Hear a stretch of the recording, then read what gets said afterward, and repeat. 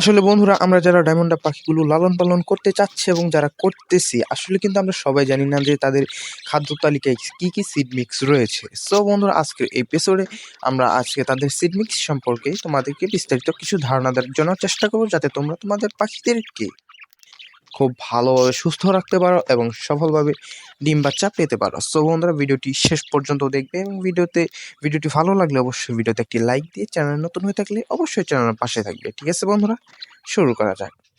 আসলে আমরা প্রথমে তাদের প্রধান খাদ্য হচ্ছে কিন্তু চীনা এবং কাউন। আসলে আমরা দেখি যে চীনা কাউন উভয়ই মানে সমান সমান করে দেয়। আসলে এটা কিন্তু ভুলও বলা যাবে না এবং সঠিক যে এটা তাও বলা যাবে না, কারণ চীনাটা ওদের একটু প্রধান খাদ্য।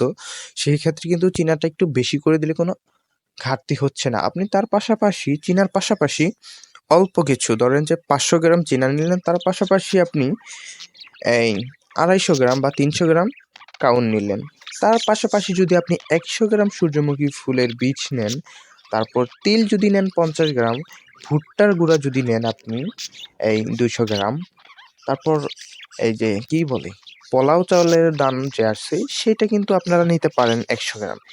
এইরকম ভাবে কিন্তু আরো অনেক ধরনের যে ছোট দানাদার যে খাদ্যগুলো আছে, সেই খাবারগুলো কিন্তু আপনারা যদি অতি সহজেই মিক্স করে দিতে পারেন, তাদেরকে খাবার হিসেবে দিতে পারেন, আসলে কিন্তু তারা খুব ভালোভাবে এবং তাদের শরীরটা অনেক ভালো থাকবে, সুস্থ থাকবে। তারা কিন্তু খুব বেশি ডিম বাচ্চা এবং অতি তাড়াতাড়ি করবে। আসুন বন্ধুরা, এখন আমরা জেনে নিতে চাই যে তারা কতদিন বয়সে ডিম দেয় এবং কতদিন পর সেই ডিম থেকে বাচ্চা ফুটে বের হয়, এবং সেই বাচ্চাটি কতদিন পর বড় হয়ে যায় এবং কতদিন পর সে তার মা বাবার আবার ডিম দিতে পারে।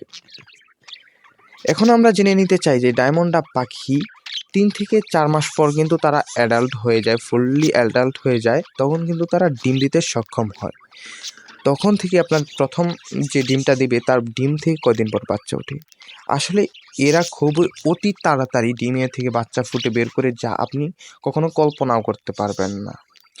এরা 13 থেকে 14 দিনের ভেতরে কিন্তু সমস্ত ডিম থেকে বাচ্চা ফুটিয়ে বের করবে, এবং যে বাচ্চাগুলো আছে সে বাচ্চাগুলো কিন্তু অতি তাড়াতাড়ি ওরা বড় করতে পারে এবং এই বাচ্চাগুলো খুব দ্রুত বড় হয়। আসলে আমরা যদি চাই এই ডায়মন্ড ডাবের একটি খামার করতে, আসলে কিন্তু আমাদের পক্ষে খুবই সহজ এবং খুবই ইজি।